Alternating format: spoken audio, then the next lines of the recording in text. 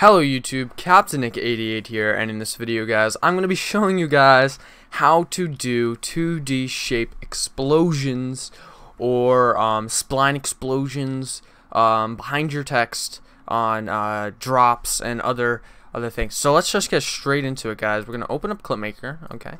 I'm going to drag this down a little bit, just a tad bit, and you're going to add a an object, okay. You're going to add a shape rectangle. Okay, my pack has a bunch of shapes that you can use, for this demonstration, and I think I may actually be using one that is already in there. So it's an explosions. I'm just gonna highlight all of them so you can see them against the blue, or maybe I can't. Okay, so this one's pretty good. I named it after somebody who gave me the idea. Who inspired me to do that. We're gonna go with let's just go with this one, half circles. I haven't done this one in a while. So you're gonna basically set it to whatever number or whatever value you want, and usually I determine this by going all the way to the top, so 91 by 91. Now these shapes are made to be squares, so you want the width and the height to be the same value. That's in my pack at least. Some of them may not be optimized like that, but most of the time they are. Under the splines that I put in there aren't optimized like that, but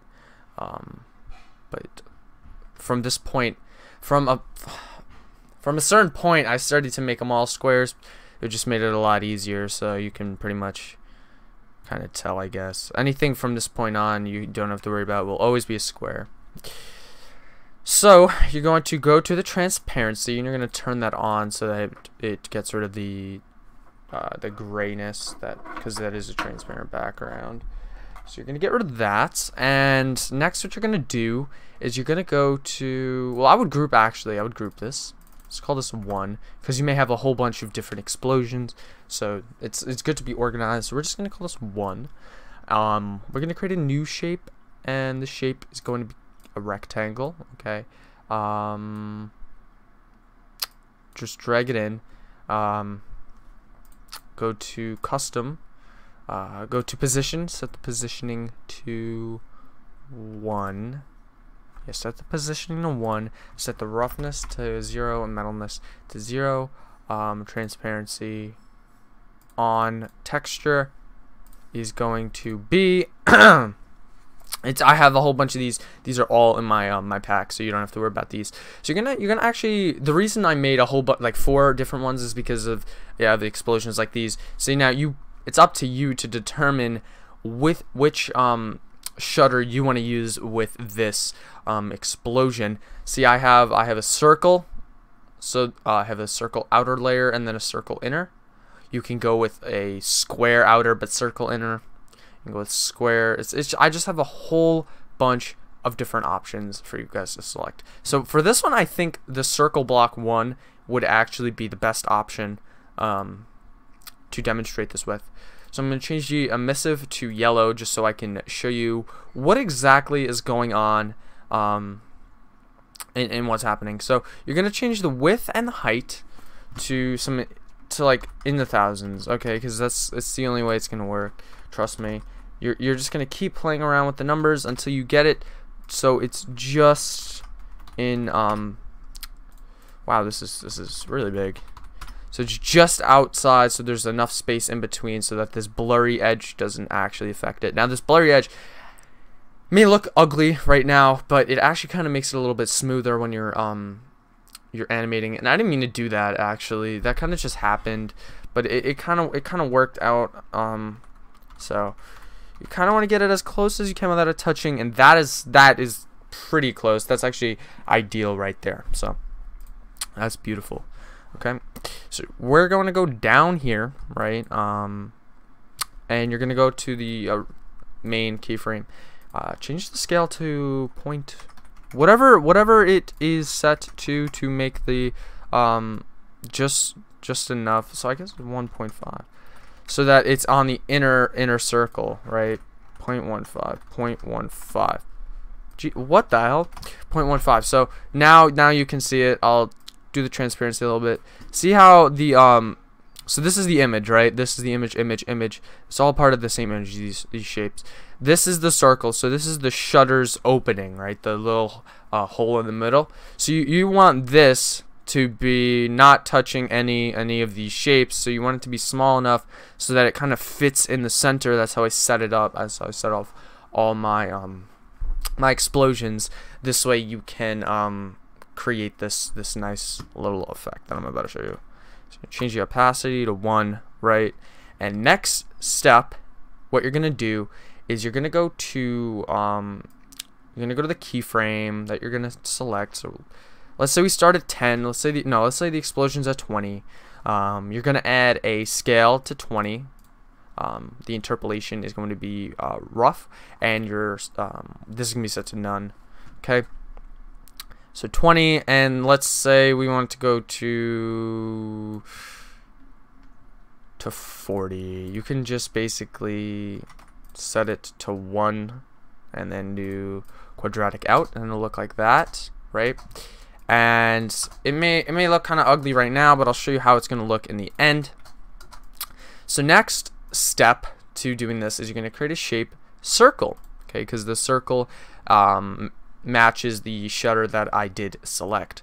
So you're going to go to a part where you can visually see the circle. You're going to set the detail to 100, and you're going to tone down the radius so that it fits inside there. Set the positioning to 1.3 so that it does overlay everything. And the next step is to, well, actually, this is what you want to do. You want to make it so that it completely covers up the shape, and in this case it does. And then you want to scale it down like we did like the other one, and I think they're both actually 0.15, which doesn't always happen. It can though, and I think that's pretty good. So 1.8 is actually what we can, 0.18, not 1.8. Jesus, that would be completely different. That'd be huge. So there you go. So now you're gonna go to the original, to the shutter, and so right about here I want it to start this starting to cover it up. So we're gonna keyframe it, interpolation static, set that to none, okay? And then you're gonna go here, and then you're gonna go to somewhere outside of that value, set it to quadratic out, set it to 1. And then it's gonna look something like that, right? Doesn't look like much, but it really is. Okay, guys, it really is a lot. So there you go, like that. And now what you can do is you can change the color of both of them to the color of the background so it matches. And then when you play it, see what's weird about the shutter shapes that I create is they do appear to be like a gray. Like a dark gray, not full black. So to fix that, you're just gonna go to the color and you're gonna set it to black as well, so the emissive and the color is black, and that'll fix the problem. So let's check out how it looks in Panzoid. And you can play around with the settings however you want. You can add a ready, like you can grab this, you can grab that, you can grab that again. And then you can rotate it 360, and you can make it like really trippy as hell.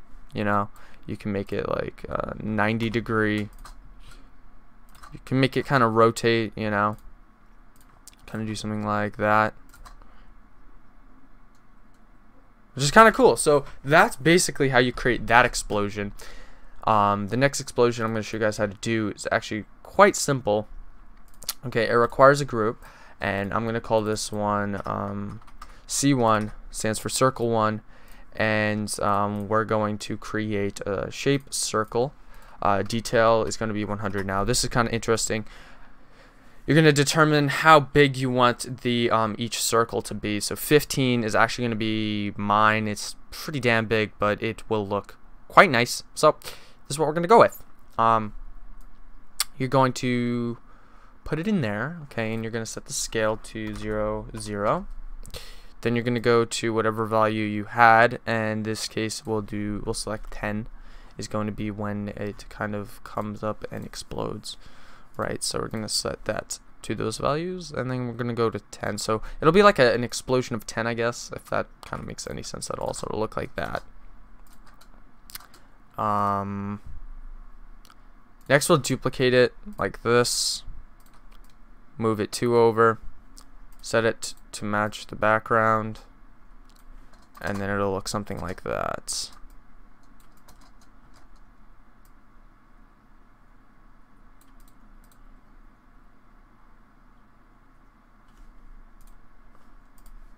Yeah, let me see what that looks like.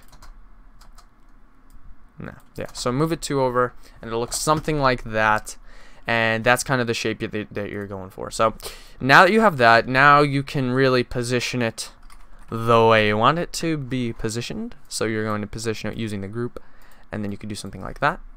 Duplicate it. Okay, go here, go boom, boom, 1, 2, then go here, then go to boom, boom, 1, 2. And then position that somewhere else in the thing, and you kind of want to make it so that they're touching a little bit, and then you can duplicate that a couple times. So this one will have two explosions at the same time. Duplicate it another time, set that to 4, and then you can move them over again twice. Oh, oops, my bad. 1, 2, grab this one, 1, 2, change the positioning, so you can have it over here, create another one, C5, make it up there, duplicate it, go to C6, move the circle over 2, 1, 2, move the other one over 2, 1, 2, position it wherever you want. It's hard right now, but you can go a little bit more in depth later. So you're gonna get something like that, right? And that's pretty cool. And you're just gonna close up all these shapes, create a group, call it explosion, just drag them all in, and I'll show you what it looks like. And I really hope this turns out good, because if it doesn't, then we kind of got a problem, don't we? So you're gonna play it, and it'll look like that. That looks pretty cool. So you can create like explosions like that. You can keyframe it differently, so you can move it over 5, you can move it over 2. But this one looks actually, this one came out pretty good. So you can create little explosions that way as well. So thank you guys for watching this this tutorial. If you guys enjoyed this, let me know down in the comment section. Also, tell me what tutorials you guys would like to see for next week. And until next time, guys, peace and bye-bye.